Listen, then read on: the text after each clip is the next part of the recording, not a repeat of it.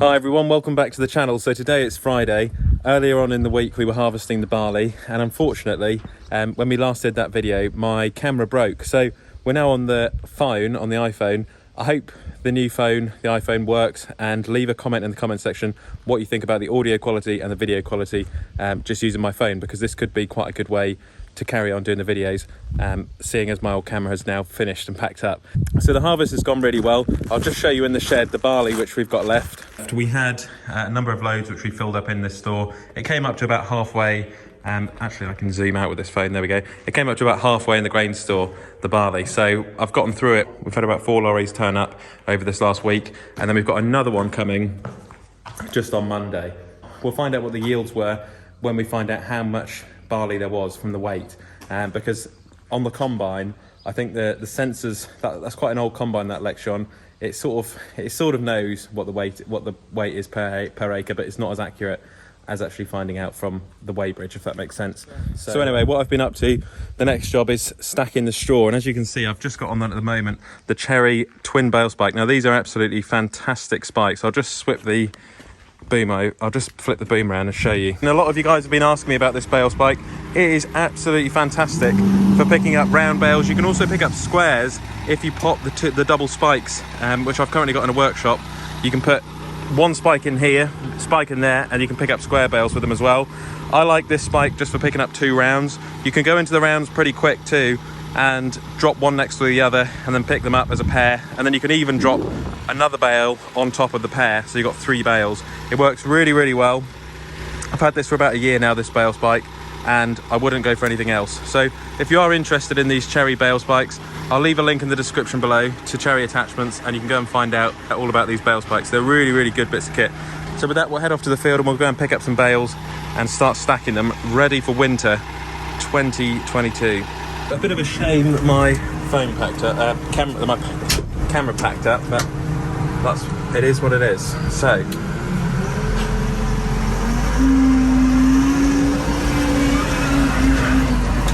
as you can hopefully see, this is the spring barley, one of the spring barley fields which I've got left to stack some bales in. We've got some nice tight bales on this one. I'm going to come in later on and subsoil this with the 6R on the subsoiler, and we're going to bust up some of the tram lines. They are literally like concrete at the moment. Have a look here, look. These tram lines are literally solid, absolutely solid, like concrete all the way along. So we'll rip this up with a 3-leg Spalding subsoiler. Can't wait for that. Just next door at the moment, where the potatoes are, they've got some sprinklers on at the moment which are watering the potatoes, which is quite interesting. So there you are, sprinklers well away, and before long they'll be harvested as well, the potatoes. Oh, this phone's so good. Right, okay, so here's the bales. What I normally do is I first of all push this little button down here. This is the weight override button. Not many people know about this in Manitou, but if you push that button, it stops the sensors from overriding. I've also used a jack at the back to trick the sensors, so now it lifts well over its normal capacity. So you'll notice now the lift sensors won't go off at all, and then if you put the boom out a little bit like that, it then gives you a little bit extra room. So here we go. So this is typical, not how I normally get a bale, is as you go in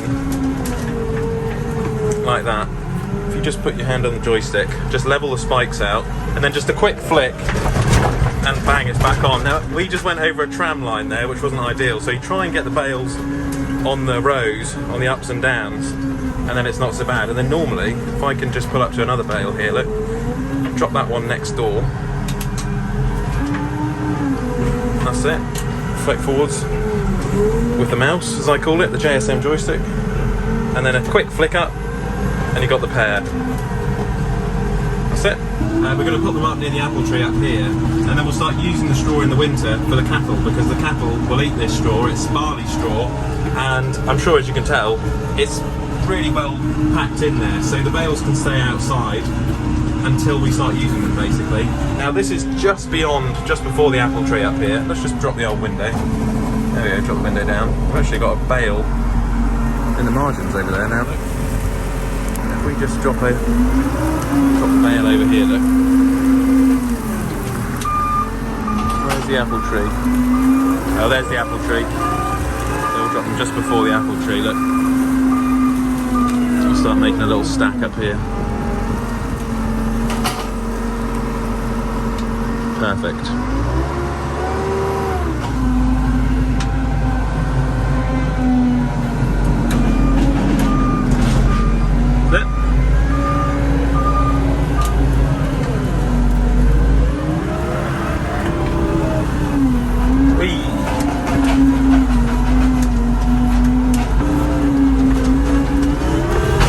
That's how I normally pick the bales up. With a little bit of force and with a quick flick, you can really pick them up quite quickly and get a nice move on. Now see, this is the trouble when I leave the window open. You get all the chaff coming in, so I try and keep the window shut if I can.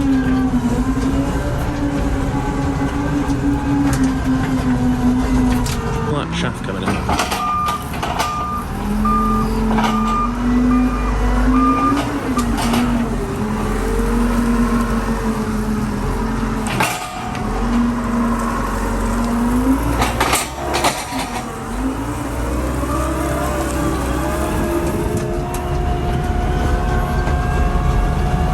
Yeah, so this time of the year is just absolutely beautiful when you've got obviously the irrigation going, the barley harvested, 14% moisture in the end for anyone who's interested, yield of just over 2 tonne an acre in the poor places, good places nearly 2.5 tonne an acre, which is not too bad for a light and sandy farm. We've also got the sheep over there at the moment grazing on literally what is a burnt off field. Zoom in function is brilliant on this. Yeah, they're just grazing off the burnt off 9 acres, which was the silage we made the first time round, and yeah, that field is really burnt off. So so handy. I love the zoom feature. I'm still getting used to the camera. Yeah, I could get used to this. So we're just gradually starting to make this stack anyway. What we're going to do is come in, like as I've said, come in with a subsoiler, subsoil this field up. And then Jeffrey will come in with his drill this year because I haven't been able to get an ETA on the delivery of the stock sag drill yet from stock sag, so it's going to be a little while until my drill turns up. So that'll turn up for next year anyway, the air drill or air seeder, which is going on the back of the subsoiler to drill cover crops and turnips, which will be pretty handy. And I just love this time of the year. Comment in the comment section down below if you love summer. Just such a nice time of the year, it really is. Just finished stacking most of this field. There's still a little bit to do tomorrow, but if you just have a look there, that's what we've just stacked up now. So that's going to sit there until the end of the year, and then we'll start feeding this out to some animals before long. Bring it back with the John Deere, and this will be full of turnips planted later on. So I had a couple of small bales here, you can see.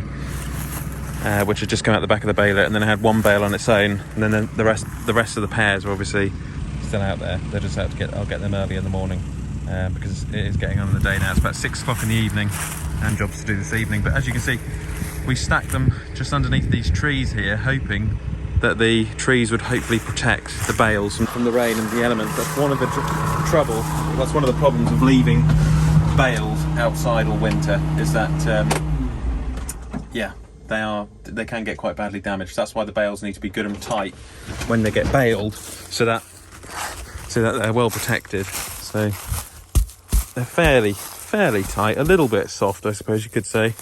One way to tell. Bang the sides. Yeah, they're not too bad. You know, they'll do for now. Anyway, back to the yard.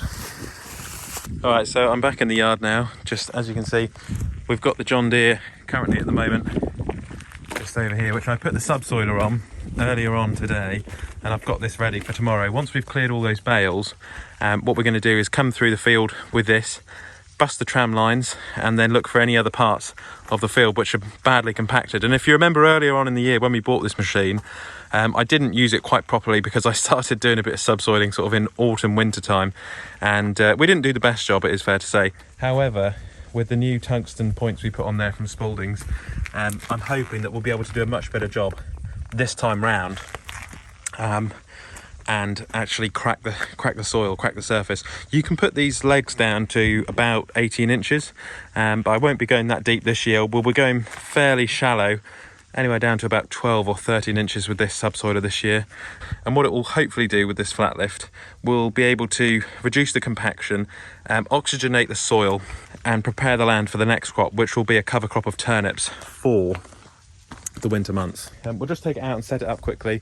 We'll just have a run up a few headlands and see how it gets on, so it's all set up for tomorrow. All right, so as you can see, we've just come into this field here, and this is going to be a field where we're going to cart some muck in this year, and what we want to do, if we can, is try and leave an area where we can cart the muck, because unfortunately last year I put the muck over here and it was too near the road, and it was sort of leaching off down here, and it was getting very messy and boggy here because we were in the lower part of the field. But next year, I'm going to make sure that we put the muck at the top end of the field, which will be sort of higher up that way somewhere. And then I'm going to leave that tram line so that it stays solid rather than making a mess. And then I'm also going to leave this tram line here. I'm not going to bust this one up because we're going to be coming up here to get those little bales up there. So it's quite a difficult one really, knowing which parts to subsoil and not make a mess for the winter time, and which bits to actually do. So the bits we'll do are further on towards the other side of the field, where we're not going to be carting muck or carting bales out of here later on in the year, when of course it will be wetter conditions. It's not going to be as dry as it is now, at least I don't think so anyway. The subsoiler is set at 13 inches. I have not got a spade with me. The ground is pretty bloody hard at the moment, so I can't really get in anyway. But what I can do is adjust the depth on this wheel over here. And I came along earlier on in the year and I did have a spade in this field, and it was what the subsoiler is on now, which is 13 inches. So I've been in here already. We will just rip through this and just see how it goes. So you just got to make sure that the subsoiler is level with the top link and with the linkage. So sort of 90 degrees. Nice level look to it. That's what you're looking for. We'll find out when we just start ripping this bit of tramline up. Question is, will it go in the ground? Let's see.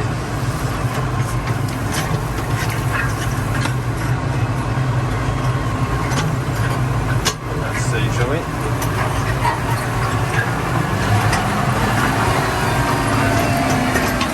Bloody hell, that's hard ground. We're going to have to adjust the top link, I reckon. Okay, we just missed it, but we just managed to get it around there, and she is struggling to pull this, I can tell you, but look at the job we're doing. I've never seen such a good shatter on this farm before, like this with the subsoiler. I mean, that is doing a properly good job now.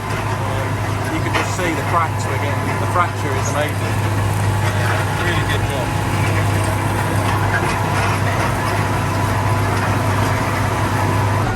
Well, you can just see, lifting it up here now at the end of the road, how blooming shiny those points are.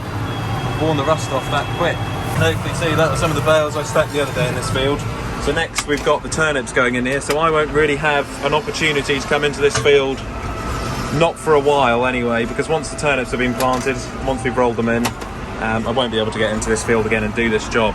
Not until spring 2023, so I've got to make sure that I get this job done now, before next year. Otherwise it will never get done. So turnips are literally going in next week. So just do the tram lines. They haven't been done on this field before properly, so make sure we get them in there. All the way down. Come on. There we go. I can't believe she's working flat out, look. Flat out. Come on, girl. I can't believe how bloody dry the ground is. Unbelievable. Unreal. Yeah. Oh, I love this time of the year. It's brilliant. You just can't, you can't beat it really. So, yeah, with that, I hope you've enjoyed today's video. We'll be doing some more content like this over the next couple of days. Got to get bloody dusty here. And we'll be cracking the rest of this field tomorrow, stacking the bales, and then getting ready for planting the turnips next week, which will then be rolled in. And then before long we'll have the sheep and cattle on here as well. So it's all going well. Do give this video a thumbs up if you enjoyed it, and all that good stuff. And I will catch you on the next one. Click here to subscribe to the channel. and click here to watch another Olly's Farm video.